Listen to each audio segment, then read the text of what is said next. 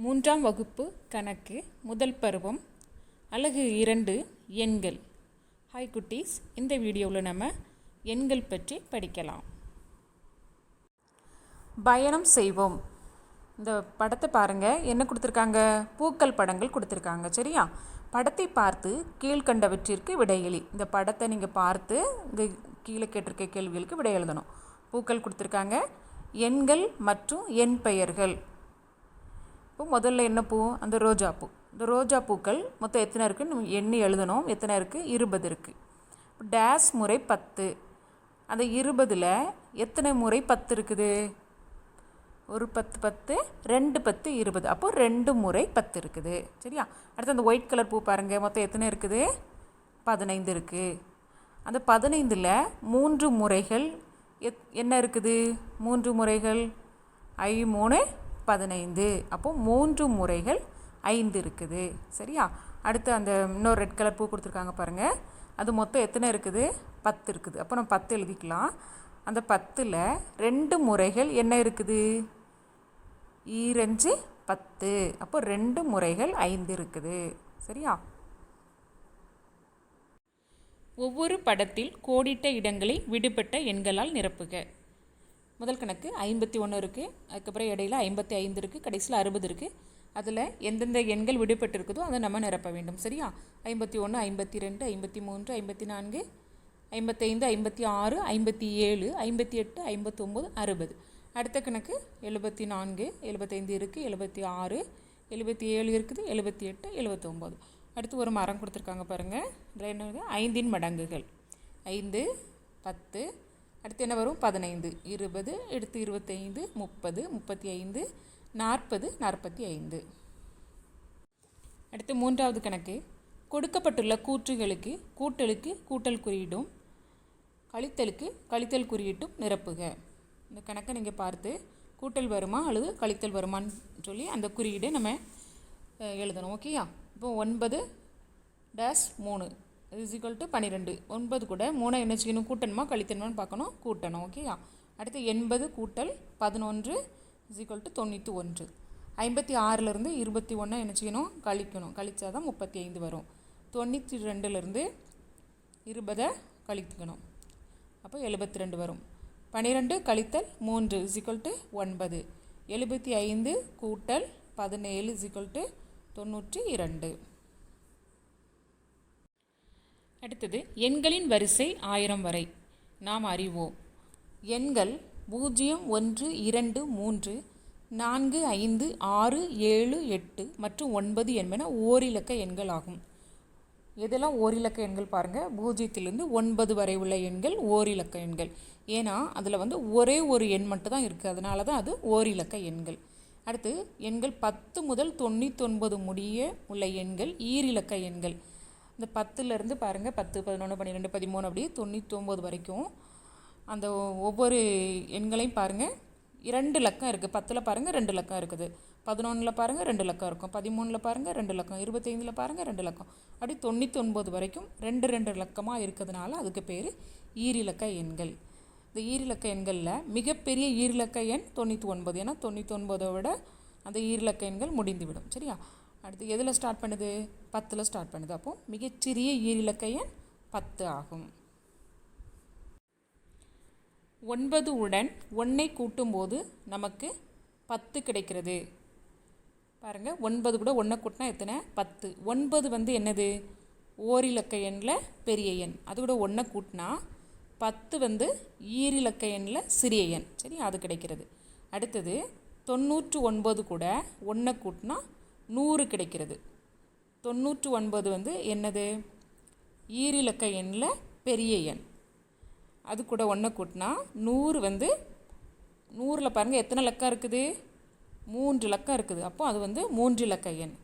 3 இலக்க எண்ணில் மிகச்சிறிய எண் 100. அடுத்து பாருங்கள், 3 இலக்க எண்ணில் மிகப்பெரிய எண் எதுனா 999. இந்த 999 கூட 1 கூட்டினா நமக்கு என்ன கிடைக்குது? 1000. 1000ல் எத்தனை இலக்கம் இருக்குது பாருங்கள்? 4 இலக்கம் இருக்குது. சரியா? அதனால் அந்த 1000 தான் 4 இலக்க எண்களில் மிகச்சிறிய எண். அனைத்து 3 இலக்க எண்களையும் மற்றும் எண் பெயர்களையும் படித்து எழுதுக.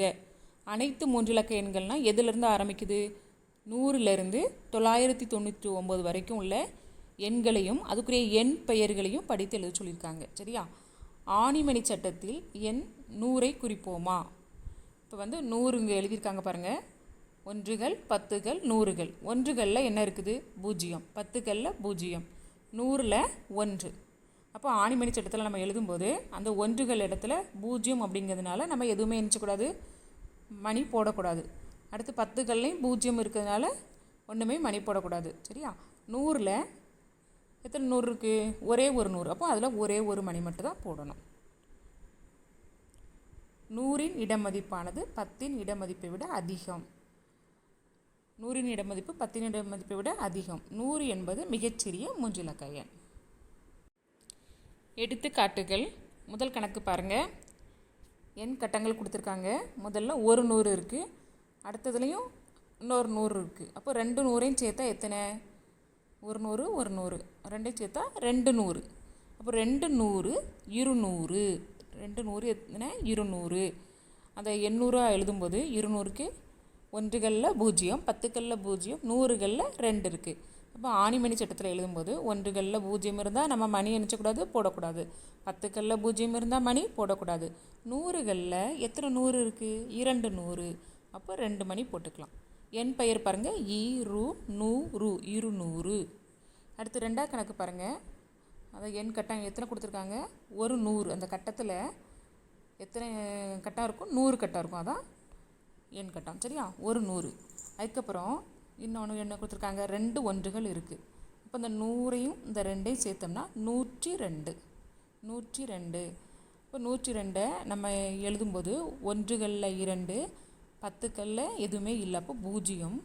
100ல் ஒரு 100 இருக்குது. ஆணிமணி சட்டத்தில் எழுதும்போது ஒன்றுகளில் 2 மணி போட்டுக்கலாம், பத்துக்களில் எதுவுமே இல்லை. அப்போ ஒன்றும் போட வேண்டாம், 0னா போட வேண்டாம். 100களில் 1. அப்புறம் அதுக்குரிய எண் பெயர் எழுதணும். 102. 102. 10 ஒன்றுகள் சமம் ஒரு 10. 10 பத்துகள் சமம் ஒரு 100. 10 நூறுகள் சமம் ஒரு 1000. இப்போ செயல்பாடு பாருங்கள். நம்ம இது எதெல்லாம் விடுபட்டிருக்கோ அதெல்லாம் நம்ம செய்யணும். முதல் கணக்கு பாருங்கள். 100கள் எத்தனை இருக்குது? இந்த எண் கட்டங்கள் 100 100ஆ 2 இருக்குது. அப்போது 200. சரியா? அடுத்து பத்துக்கள் எதுவுமே இல்லை. ஒன்றுகள் பாருங்கள் 4 இருக்குது. அப்போ 204.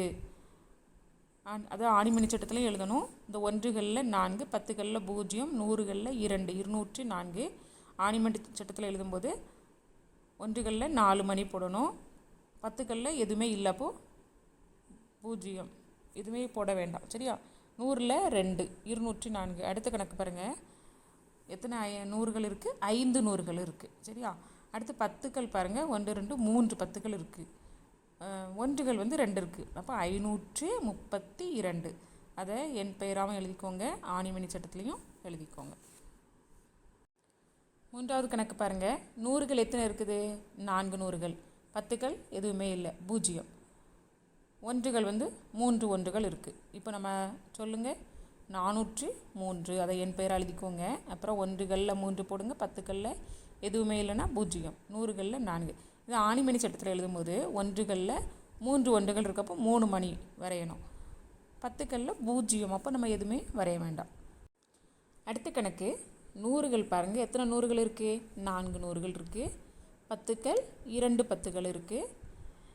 2 பத்துக்கள்னால் 20. ஒன்றுகள் 5 இருக்குது. எதெல்லாம் சேர்த்து சொல்லுங்கள். 425. அதை என் பெயராக எழுதிக்கோங்க. அதுக்கப்புறம் எண்களில் எழுதும்போது ஒன்றுகளில் 5 போட்டுக்கோங்க, பத்துக்களில் 2, 100ல் 4. 425. ஆணிமணி சட்டத்துலையும் எழுதிக்கோங்க. ஒன்றில் 5 மணி போடணும், பத்துக்களில் 2 மணி, 100ல் 4 100. அப்போ 4 மணிகள் போடணும். சரியா?